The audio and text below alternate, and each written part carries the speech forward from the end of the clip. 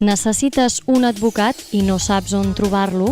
Atlegem Abogados és un despatx situat a Esplugues de Llobregat, especialitzat en dret laboral, dret de família, dret de consum i assessorament fiscal i legal d'empreses. La satisfacció del client és la nostra raó de ser.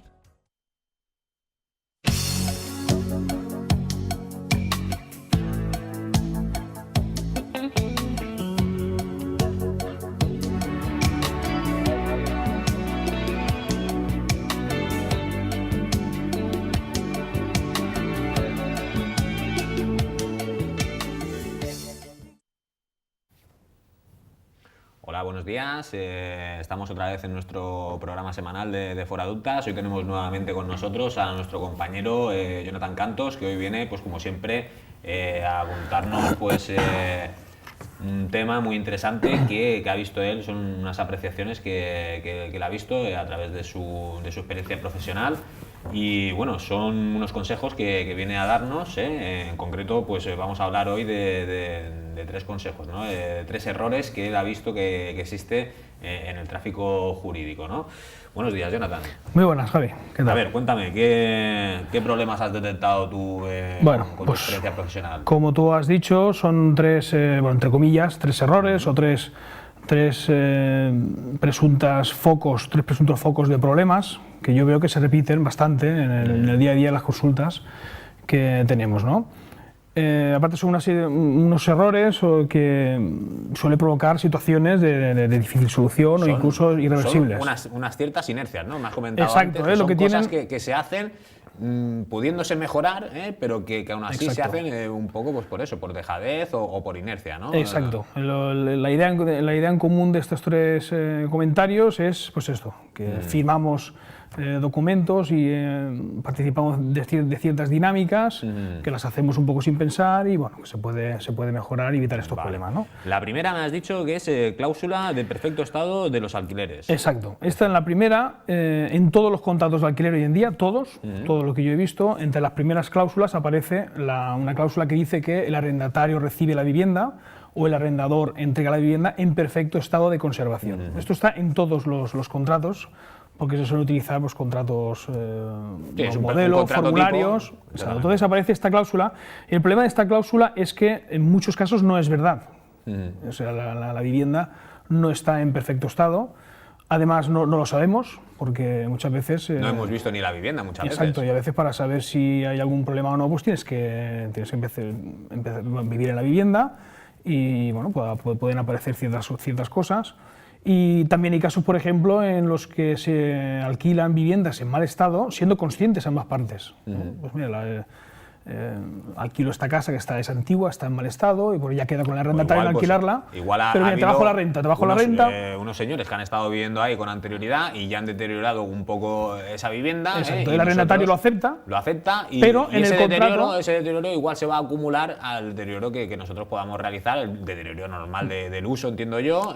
Exacto, y al final, pero bueno, quedémonos con que la vivienda está en mal estado y a veces los arrendatarios, bueno, pues yo ya lo voy arreglando, o sea, se acepta bajando la renta, pero el problema está en que el contrato igualmente sigue poniendo que está en perfecto estado y esto es un foco de problema.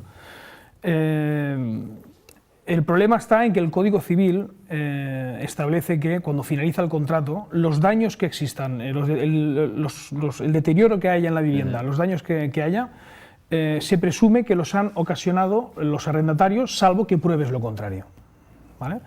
Este es el problema. Entonces, y los jueces, los casos que yo... Al firmar esta cláusula, estamos aceptando pues, lo que te comentaba antes, los probables deficiencias o otras, entre que tú dices daños. que está perfecta y luego aparecen daños y encima el Código Civil dice que presume que lo ha hecho el arrendatario, pues aquí tenemos el problema. Claro. Luego viene la gente diciendo pues, que esto no estaba así, esto ya estaba en la casa, pero claro, se junta este primer problema. O sea, el primer problema es que se firma un contrato diciendo que está en perfecto estado, y el segundo problema es cómo se hacen hoy en día las entregas, que muchas veces es como una mera entrega de llaves, o incluso a veces se hace un documento, mediante este documento se hace entrega de llaves, pero no se dice nada sobre el estado de la vivienda. Entonces el arrendatario abandona la vivienda sin ningún tipo de prueba. Entonces, si posteriormente aparece una reclamación del arrendador diciendo que, aportando fotografías, porque él ha podido ir después, y diciendo que hay todo esto, beneficiándose de que el contrato decía que estaba en perfecto estado y que la ley está a su favor, pues aquí hay una fuente de problemas es difícil solucionar. Sí, porque aquí es lo que dices tú, aquí tenemos una presunción que juega, en teoría, en contra de la persona que ha estado ahí viviendo. Y una ausencia de pruebas, porque ya cuando ya has abandonado la vivienda ya no puedes volver, o sea, entonces estás totalmente indefenso. ¿Y qué propones tú para bueno, pues yo lo que propongo es en los contratos no firmar esta cláusula de perfecto estado, sino que pues, la vivienda se encuentra en el estado que aparece según el reportaje. Hoy, aprovechando que hoy en día todos tenemos móviles que se pueden hacer fotografías de buena calidad, pues hacer 20, 30, 40, 50 fotos y adjuntarlas vía pues, fotocopia o un archivo que se hace referencia en el contrato, o sea, de la manera que sea, pero decir que el estado de la vivienda es el que aparece en el reportaje fotográfico. Entonces ya tenemos un poquito más de margen, ¿no? Luego también, bueno, y en el caso de la entrega, cuando se entregan las llaves, hay que hacer una inspección previa, el arrendador tiene que ir a la vivienda a ver cómo está y en el documento de entrega que se pronuncie el arrendador si está conforme o no con esta entrega. Que entonces ya ahí, si no está conforme, aún puedes hacer algo para aprobarlo, pero si haces la entrega y lo dejas, pues asumes, exacto. Y hay problemas que lo vemos nosotros porque se judicializan, pero yo creo que esto da muchos problemas a nivel de devolución de fianzas o de denuncias. O sea, esto yo creo que genera bastante conflictividad. Vale, este es el primero, el caso de la cláusula de perfecto estado. Hay una inercia que todos los contratos firman con esta cláusula. Esto de los televidentes, que cualquiera que esté de alquiler, que lo mire el contrato y es que seguro que lo tiene. Seguro. El segundo tema es el de las arras, un tema fascinante que yo me repito mucho con mi entorno, yo se lo comento mucho, que también en todas las operaciones de compraventa, en todas se firman arras y se entregan cantidades en concepto de arras. Y tú dices que esto no tiene una razón de ser, arras no... Bueno, en las arras está claro que es para asegurar la operación, asegurarla desde el contrato, porque requiere alguna tramitación, ir al notario. Yo estoy de acuerdo con las arras siempre y cuando me digan que hay un motivo de peso para exponer, que este es el segundo problema, que generalmente las arras se hacen por el 10% del precio de venta, que si hablamos de 200, 300.000 euros, o sea, es que expones 30 o 40.000 euros ante un posible evento y tú puedes perder este dinero. O sea, lo que nosotros hemos visto en el despacho es gente que te ha venido y que, oye, he perdido 30.000 euros o 40.000 euros porque el banco... Esto de las arras, explica un poquito qué es lo que es. Bueno, las arras es un mecanismo para asegurar la operación porque tú ya estás diciendo que entregas una cantidad de dinero y si esa operación no se lleva a cabo, aparte que en las arras en las que se utilizan como formulario simplemente describe el mecanismo de las arras y establece una fecha y ya está. Claro, si llega esa fecha y por lo que sea una de las dos partes no puede firmar la operación, pues el comprador pierde ese dinero o el vendedor tiene que devolverlo duplicado. Pero el tema está en que la causa puede ser un accidente, puede ser una enfermedad, puede ser algún documento que se ha extraviado, algún problema de un intermediario, o sea, hay bastantes posibles causas. Y claro, y aquí el que se está exponiendo a perder este dinero es el comprador y el vendedor, y yo me pregunto muchas veces si merece la pena exponer ese dinero, ¿vale? Que te puedes encaprichar por una casa, pero bueno, mira, lo que tienes que hacer es sopesar. Oye, ¿merece la pena arriesgar un dinero? Pero la cuestión es, yo creo que es un tema, lo hemos comentado antes, que más que nada, yo creo que a los que les interesa claro, es a los intermediarios, a los señores de las inmobiliarias, que son los que mediante esto sí que les interesa asegurar la operación. Estratagema, lo que hacen es asegurar, dijéramos, la venta ya en ese momento. Se lleve a cabo o no la operación, ahí hay un dinero que puede responder a la comisión. Claro, yo creo que lo que hace que hoy en día se mantenga esta inercia, porque a los intermediarios pues les interesa, pero claro, están exponiendo, a mi entender, los compradores y vendedores no son conscientes que pueden no firmar en escritura pública al final por una causa que no depende de ellos. Entonces yo recomiendo, en principio, no hacer arras salvo que hay una causa que lo justifique. También aconsejo que si se ha de hacer arras, no tiene por qué ser el 10% del precio de la operación. O sea, no hace falta entregar 30.000 euros o 40.000 euros en concepto de arras, sino que bueno, pues nadie quiere perder 3, 4 o 5.000 euros. Depende de la operación, ¿no? Pero bueno, no hace falta tampoco exponer tanto dinero, porque insisto, yo he visto casos de pérdida de ahorros total. O sea, el ahorro durante 10 o 15 años lo he perdido todo porque tal. Un señor del banco, lo que sea, se ha retrasado. Exacto. Yo, compañeros o amigos que tengo del tema inmobiliario, me dicen, bueno, pero esto se habla, se arregla. Bueno, puede ser que se arregle, puede ser que no. Si nosotros vamos a una inmobiliaria y le decimos que queremos comprar una casa y no queremos firmar las arras, ¿cuál será la respuesta? O sea, ¿esto se puede negociar? Bueno, depende de la relación que tengas con la inmobiliaria previa, pero bueno, cuando yo he intervenido no ha habido ningún problema. No había ningún problema.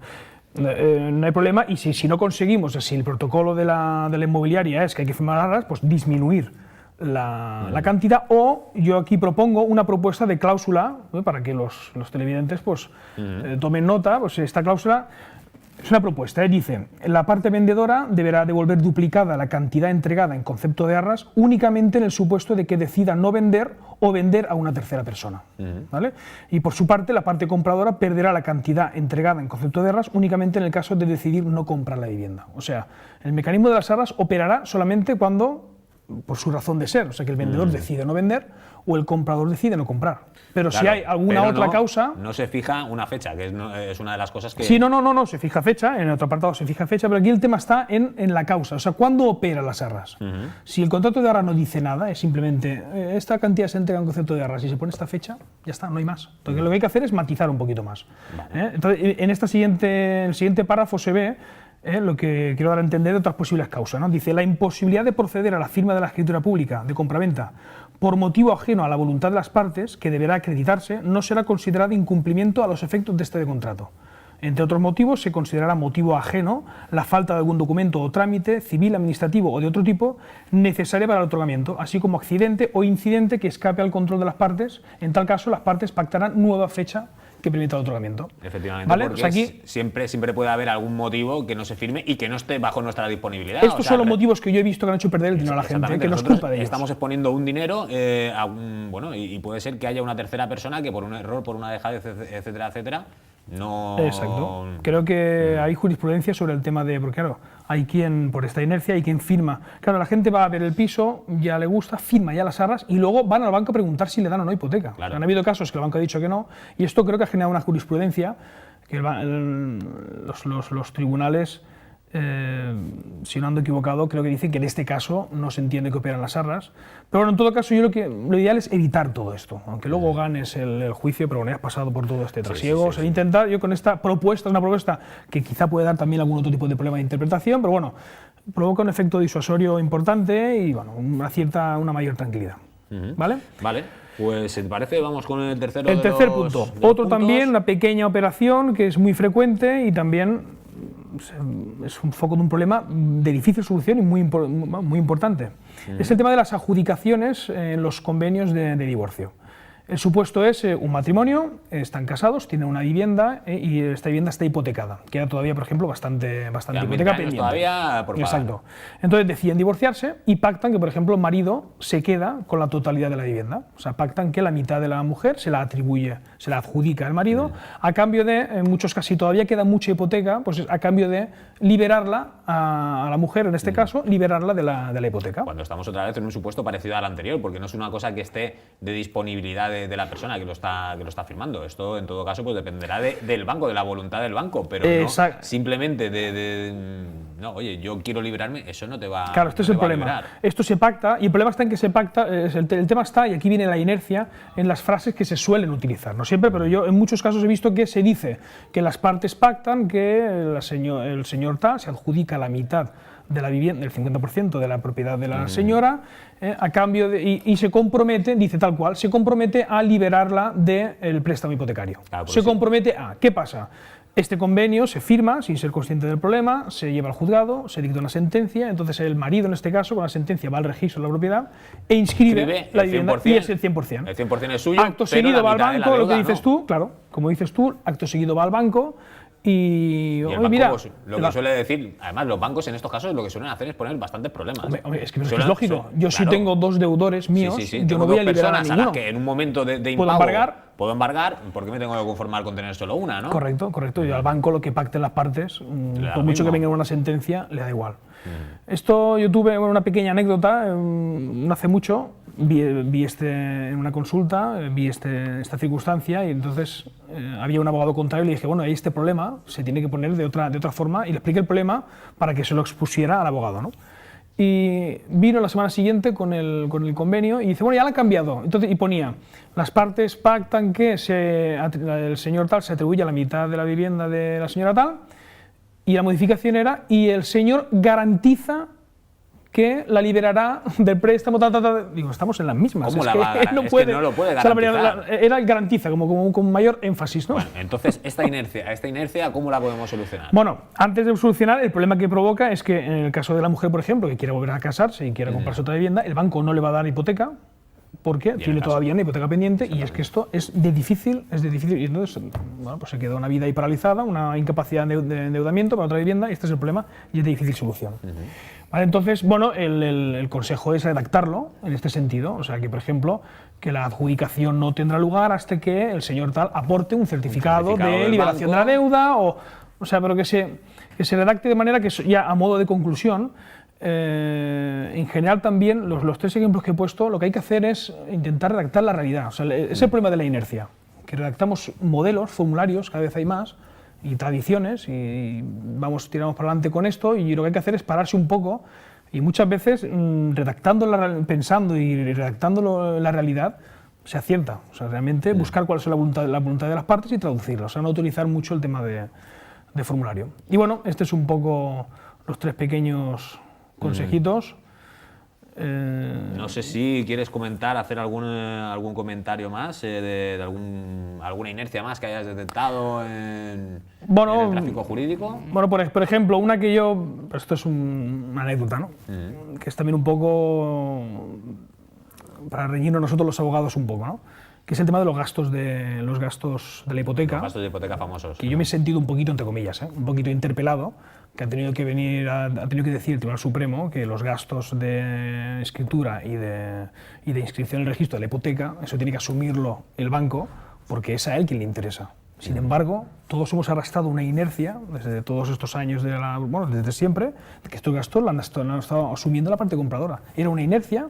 Y yo cuando la discutía, lo dábamos todo exacto, lo asumimos, y cuando luego te viene el Tribunal Supremo te dice, bueno, que el tema de las cláusulas abusivas, ¿no? El tema también un poco de las cláusulas abusivas, también ha habido, realmente todo esto se ha llevado a cabo porque una vez pues ha habido un abogado que sí, bueno, siempre hay, el tema de los gastos también ha habido algún abogado que se ha dado cuenta y ha dicho esto no tiene sentido, pero claro, ha sido uno o poco, pero es que yo a veces me pregunto cuántas cosas estamos dejando llevar por el volumen de trabajo que tenemos y la tendencia que tenemos a seguir inercias. A seguir haciendo las cosas. Pues claro, cuántas cosas dejamos pasar, y lo que hay que hacer es intentar, o sea, que con todo el trabajo hoy en día es difícil, pero es frenar un poquito y cuestionarse todo lo que se está firmando, y esto no solo firmar, sino que dinámicas, y es que seguro que hay.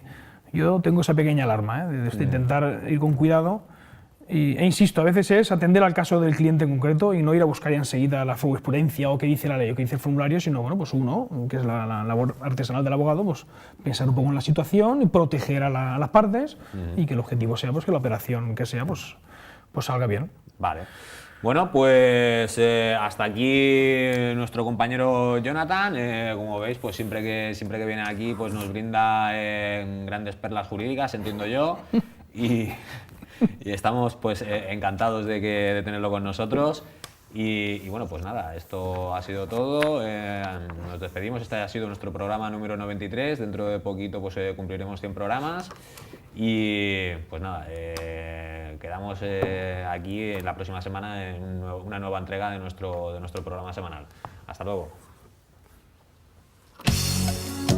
¿Qué tal, Sergio?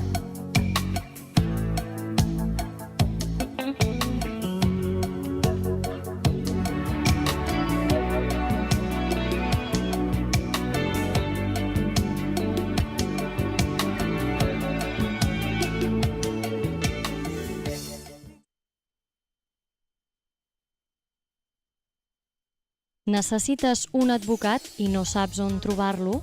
Atlegem Abogados és un despatx situat a Esplugues de Llobregat, especialitzat en dret laboral, dret de família, dret de consum i assessorament fiscal i legal d'empreses. La satisfacció del client és la nostra raó de ser.